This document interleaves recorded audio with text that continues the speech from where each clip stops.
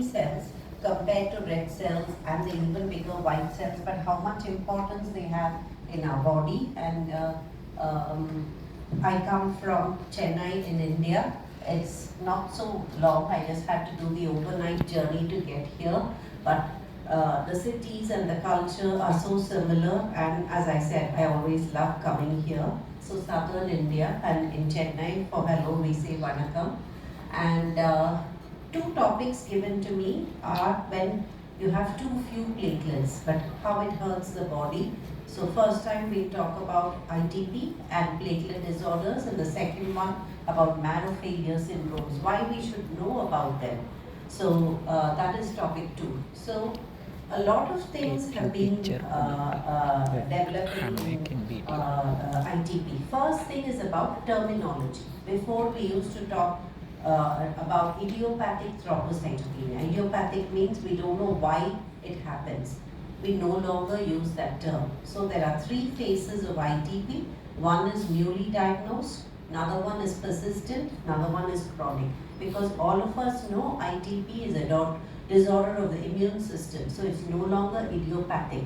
Something's gone wrong with your immune system, that's why platelets are low. So the whole word idiopathic is taken out of the system, and why we said chronic is 12 months and above is because the surgeons are in a mad hurry to go and remove the spleen. So chronic ITP, and we've realized over 20-25 years that the more number of children have their spleen taken out, it's bad for them, doesn't help. So we should reduce the number of splenectomies we're doing for ITP. So less than 3 months we call them newly diagnosed ITP, 3 to 12 months persistent ITP, and more than 12 months as chronic ITP. So the terminology has changed. Then what we know is ITP is a diagnosis of exclusion. We have to exclude what all can cause ITP. You saw the previous session, how beautifully we saw that some of the patients had low platelet count secondary to ITP, and the mean platelet volume went up. ITP is a disease marker. So those are all secondary ITP. There's a concurrent underlying disease, disease, and ITP is the first manifestation. And this is important to distinguish, because we'll be telling the parents 85% ITP, you will get better. And then you find later that their ANA comes positive, and you know that they're going to have a long haul. Today they'll come to hematology. 2 years later, they will go to rheumatology, 2-year nephrology department. So that's not the end of the story for them. So it's important for us to distinguish primary or secondary. So this is another key change in ITP. All of us went on saying ITP is only destruction. But now we've also come to realize after the Zafri paper that ITP also has lack of production. So there's something going wrong with production as well. It's a combination of both the systems, not just impaired, increased destruction, but there's impaired production. Why has this changed the way we manage ITP? Because we are now using thrombopoietin analogs to boost the platelet production along with steroids to reduce the destruction, immune destruction. And that's a big change in the way we have started treating ITP. So the pathogenesis we now come to realize is there's a combination of reduced production, increased destruction. So thrombopoietin is a very big molecule now, because we all knew about erythropoietin for red blood cells. We knew about GCSF and how it stimulated white blood cells. But now, more and more, we have begun to realize that thrombopoietin not just is there on megakaryocytes, it sits even on stem cells. So if you stimulate the cells with thrombopoietin, both stem cells start producing more cells and even megakaryocytes. So it's a very powerful drug to be used even in aplastic anemia. So it's a new discovery that's changed some of the way we treat these conditions. So I'll just go through a few cases so that it's easier. If you think I'm shouting, it's because both my ears are blocked. Sorry if I am after the air travel. So you can let me know if I'm shouting too much and I will reduce the volume. So this is some of the scenarios that you will see on a daily basis. The child had a sort of viral fever, and a week later they come with bleeding spots all over the body. So this, you look and you classically we have been taught, is it dry purpura or wet purpura? Dry purpura means only skin bleeds. Wet purpura, mucous membrane. And mucous membrane, you have to look at the whole body. The eye, the brain, the nose, the mouth, the throat, the chest, the gut, the GI, genitourinary, every mucous membrane. So when you looked at the baby, there are petechiae and submucosal bleeds, but no active gum bleeding. What does the peripheral smear show? Anyone? What is the arrow pointing to? You did your study. Mean platelet volume. So a machine usually counts red blood cells and platelets in the same chamber. If you're 76 to 96 femtoliter, you're a red blood cell. If you're 7 to 9 femtoliter, you're a platelet. So the machine will count this platelet as a red blood cell. So machine count will come very low, and then it will say, no, mean platelet volume is actually 16, so these are giant platelets. So this is a hallmark of, because from the megakaryocytes, these cells are getting pinched out and coming out in a hurry. And when you do things in a hurry, they're not tiny and beautiful, but all big cells that come out. So this is a hallmark of post-viral immune thrombocytopenic purpura. So what we did, we gave a short course of steroids, and within a week the child is better. So the second child is a 5-year-old boy who had presented with fever, body pain, maculopapular rash, throat pain, and he has petechiae. So the pediatrician has seen him, and he had no notes, no organomegaly. He looked okay and said, let me look for a blood count, because you have a rash which is not fitting in. Maybe it's a viral fever. A CBC is showing a WBC count of 3,400. Is this worrying you? So this is looking like ITP, but there is one cytopenia. So you're not happy to say this is ITP. So this is something we should know, that when to do a marrow in a child whom we are suspecting with ITP. If all of the clinical features are looking like ITP, the labs are looking like ITP, in the sense there's no anemia, there's no leukopenia, then we don't need to do a marrow. But in this, white count is low, so I've done a marrow and it's showing increased number of megakaryocytes. So that arrow that's pointed there is a whole bunch of megakaryocytes. Normally around each particle we'll see 2 to 3 megs, but here we've seen multiple numbers, so increased megakaryocytes, it's immune thrombocytopenia. Then you have a 4-year-old male child who's had fever, runny nose, body pain, and 3 days the mother's, on the 3rd day of the illness, there's a major seizure. So they're brought to the hospital, and as you're seeing him in the emergency, he's slowly losing consciousness, covered in petechiae. And CBC is showing platelets of 5,000, PT-PTT is okay, and the CT brain is showing a huge bleed. So what's happened here? A newly diagnosed ITP who's presented to you in a dramatic fashion with intracerebral bleed. How many of you have seen this? ITP with intracerebral bleed? Very rare. But if you see that, it's actually quite scary. So this is a medical emergency. So here we can't say, let's wait and watch, it's immune, you're going to get better. So this is not something we do here. So this is one of the few conditions in which you have to throw everything you have at the patient, because they're going to get better. So you give them platelets, you give them the steroids, you give them IVIG, and do neuroprotective measure, anti-seizure measure, and everything, and then the child gets better. So this is Dr. James Bussell, who did phenomenal lifetime work on platelets. So if you see any publication related to platelets, it will be Dr. Bussell.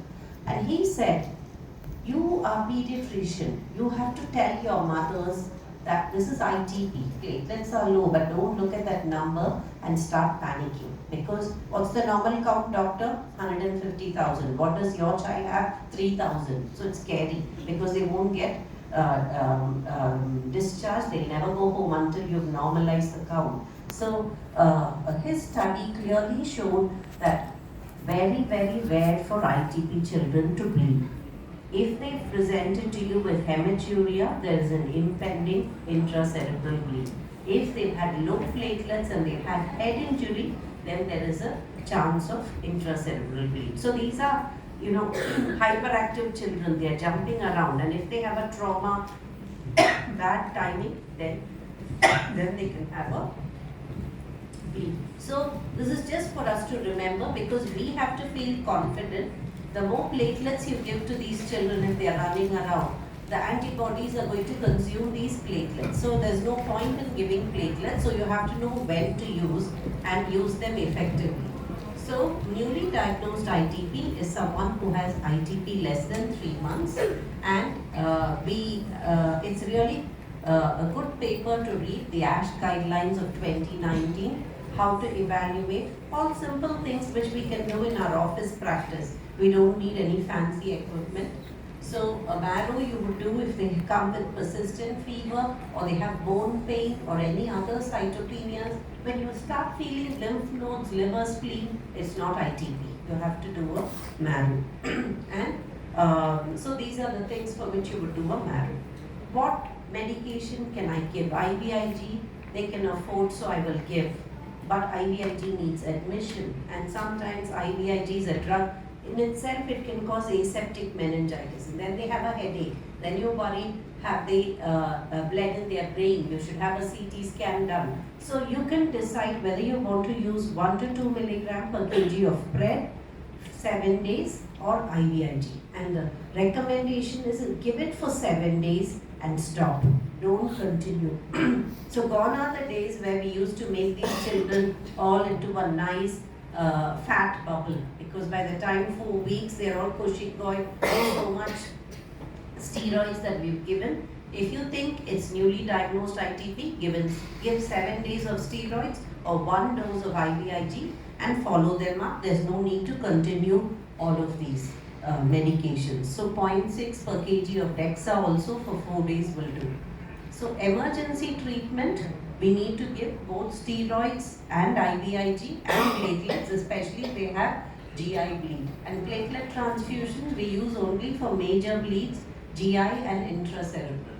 So this is about newly diagnosed. What about different scenarios where ITP is a manifestation of some other condition? So that is when you all go to through airport security checks, people are constantly profiling you. So could you be a terrorist? Are you carrying a bomb? So like that, when every child comes, that's what we're doing, pattern recognition, profiling. And your gut instinct should tell this is probably not just ITP, something else is going on in this child. So tell me what you feel here.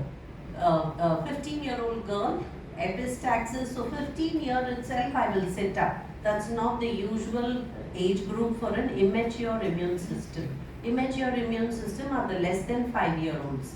They are looking at all the viruses first time in their life, so they are more likely to get an immune thrombocytopenia. So she's got epistaxis, mucosal bleed, she's got pallor and icterus. Whenever you see anemia and jaundice, what is happening? You think of hemolytic anemia. So it's not just platelets, but even the red cells are getting destroyed. So when red cells and platelets are getting destroyed, we call that condition Evans syndrome. And how can you prove that this is Evans syndrome? You can ask for a Coombs test. So the direct Coombs test is positive in this patient. Retics are 6%. So you're seeing the giant platelets and you're seeing spherocytes. So when you see 2 cell lines like this, something else is going on. So we asked for an ANA, dsDNA. So this is her first manifestation of SLE. And as I told you, she went to all other specialists, and by 19 she was on the renal transplant list because she'd had renal failure. So these are children that we need to follow up and check whether they have ANA. The rheumatologists have have been very good because 20% of their patients' first presentation is ITP, and what they have said is if there's features of SLE, then always add HCQ. Tell them about sunscreen lotion, prevention. Tell them you have to check your eyes, your heart, your kidneys, and come back regularly. Not just have the 7-day steroids and disappear into nowhere. So these are children that need regular follow-up. So this girl, when she was at 12, she presented, and then 15, and then 17. She had menorrhagia, and I started, some gynecologist has started her on contraceptive pill, and she's come in with a headache. What's happening here? So she's got a major sinus venous thrombosis. So these are the new problems that we are seeing. Whenever you're using thrombopoietin analogs, the promoters of thrombopoietin, especially L-thrombopag, be careful not to give these patients estrogen containing pills. It's okay to use progesterone only, but this combination, it's been really well documented that they have a cerebral sinus thrombosis. These are all our real world patients. So whenever you prescribe L-thrombopag, just make sure in case you have any menorrhagia, because these girls are going to have menorrhagia due to their low platelets, have only progesterone only pill, not the estrogen containing pills. This 6-year-old boy was diagnosed with ITP at 3 years, recovered with short course steroids. Then 5 years, persistent thrombocytopenia, and I'm giving second line agents. So I'll give L-thrombopag, I will give cyclosporin, danazol. He's not responding to anything. What do you think is going on? He's now become chronic ITP. So I have to investigate what is the cause of chronic ITP. Is he secondary? So what have I done here? I've looked at his immunoglobulin level. He's got CD20 is absent, and he is a patient whose first presentation of X-linked agammaglobulinemia. So just simple things that whenever you're seeing someone with chronic ITP or significant bleeds, are they a manifestation of connective tissue? Are they a manifestation of immune deficiency? So in the younger spectrum, I will look at genetic immune deficiency. Older spectrum, I'll look at autoimmunity. So this is an important lesson for us to learn so that we don't keep treating them with more and more steroids, because the more steroids you'll give, the more infections he will get. So these are the kids that you give steroids and they come with hemorrhagic varicella. So you have to be careful with what you're doing for them. This one, brownie points for anyone who can make a diagnosis here. Mean platelet volume. What's happening?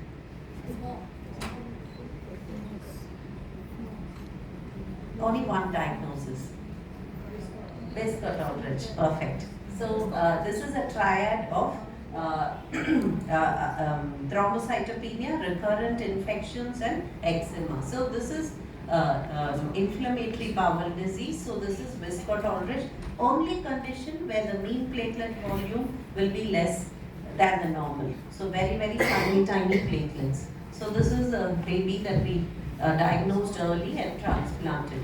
So secondary ITP, you recognize the patterns. Infections can cause. So this could be the first presentation of HIV, hepatitis C. So if people come to us for second opinion on a persistent or chronic ITP, we get for hepatitis B, C, HIV study, the autoimmunity panel, ANA, dsDNA, and primary immune deficiency, TNB markers, and serum immunoglobulin. Because in this we can pick up what is the cause of them having prolonged ITP.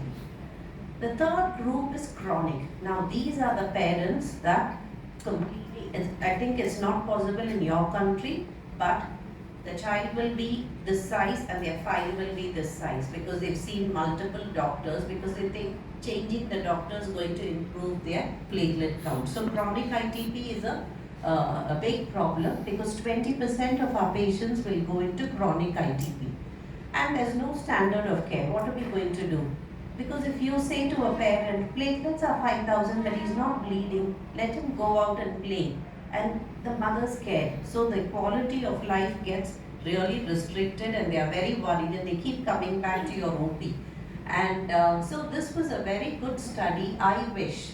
This is ITP World Impact Survey. And what they found, did these children bleed? No. The biggest problem they had is fatigue. Somehow platelets are linked to how you feel. Are you feeling good today? You're not feeling good today? It's very, very important, a sense of well-being. So ITP significantly affects quality of life, and these children are labeled as lazy children, don't want to participate in sports. So we have to be careful because this is the biggest problem. So when we are treating these, you have to think, if I give too much steroids to a growing child, what impact is it going to have? If I immunosuppress them, will they get infection? So what combination can I use? And I don't want to remove the spleen. So everything we have to have. So some of the patients, do I have time? 5 more minutes to finish this? Yes. 6-year-old child who's come with a platelet count of 18,000, only skin bruises. Will you treat them or wait and watch? Wait and watch, very good. And you know, in this wait and watch children, you always give a card saying, if you've got a cold or cough, your platelet can suddenly drop to less than 10,000. You may have more bleeds. So for those times, you can give 5 to 7 day course of steroids. So give them the card which says, have the steroids, you don't have to wait to come and see the doctor for 5 to 7 days. That's important because they should know for emergencies there's something that they can do at home. So this is wait and watch, which is what we did. This 14-year-old girl with menorrhagia, she wants to play sports every day. If you tell her restriction of activity, she's not happy. And you look thin and beautiful, doctor, you made me chubby with all the steroids, not happy with you. So they don't want to be on long-term steroids. So what are the drugs you can give for this child? What are the other options? So this is where you go into what we call tier 1 and tier 2. Now tier 1 is all the costly drugs, so I've put it here. But this, now, thankfully in India, we have all generics. So more and more people are going for these tier 1 drugs. A year ago, if I'd come and stood here, I wouldn't have been putting these tier 1 drugs as our first choice.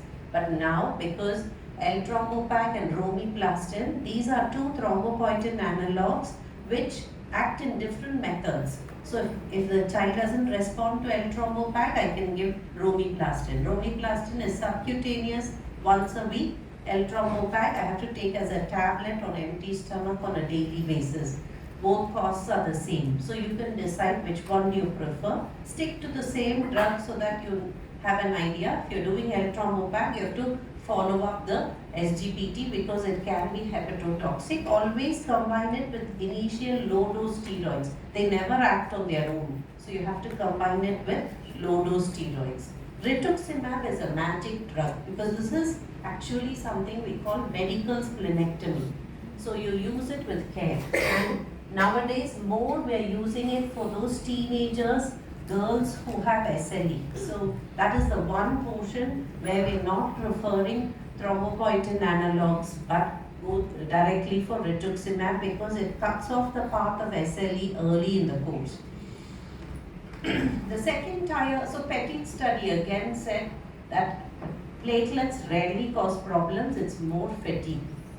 And these TPO agonists are really useful in these patients. The other drugs we have are azathioprine, cyclosporin, cyclophosphamide, danazol. I find danazol is a very effective option, especially when they come with menorrhagia. So you give pulse dexamethasone 4 days every 3 weeks with danazol or pulse dexamethasone with cyclosporin. So if you don't have access to the TPO agonists, then these are the better drugs. But more and more I think we should make the TPO agonists available because these are good drugs for ITP and all the other drugs are now taking a backstage. MMF, I mean all these are I think equally expensive eventually. So what you're going to do for this athlete, he wants to play basketball, he wants to play football, he wants to do competitive running. and we've given him pulse dexa, dapsone and thrombopoietin receptor agonist. No improvement, and he's significantly symptomatic. Somebody said, why don't we remove your spleen? How many want to remove his spleen? Nobody. Lovely. Okay. So the rituximab is medical splenectomy. So these days, instead of doing a splenectomy, we recommend that they have rituximab. You have to warn that in 30-40% the symptoms can come back with time. But you can see over a period of time, the number of splenectomies we've done for ITP has come down because rituximab has taken up its position. So 20% of our patients will have chronic ITP. You use the drugs like a juggle, you be very patient. They'll come and say, what doctor, what have you done? My child is no better. Neighbor's child had the same problem. You only treated, you made him better. You've not made my child better. You have to just keep saying, yes, yes, I understand. And not be tempted to give too much steroids, not to over-treat these children, but to have a good balance. And the treatment needs to be individualized. And it's, what is the activity, what is the lifestyle, what are the comorbidities. Look at everything before you decide what drug to use. And ITP is got a lot of support group because you have to learn to listen to the patients and mainly balance cost, do no harm. I think ITP, especially chronic ITP, it has a mental effect on the entire family. So I'll stop here, and then if you have any questions on ITP, take it for a few minutes. Thank you very much, Dr. Revathi, for your excellent presentation. ITP is very common in our daily practice, not even in hematological practice, in pediatric, general pediatrician, daily faced with the problem of ITP, acute and also chronic ITP. So the audience can ask the opportunity from your questions to Dr. Revathi. How easily is L-Thrombopag available here? Yes, with the some fairly costly, but it's still available. You have the Indian generic or the innovator? Both. Okay. But Romi plus Plastin is not available. But every company is fighting with each other, and the prices have come down dramatically. So now is your chance to find out which is the most economical and get. It made a very big difference.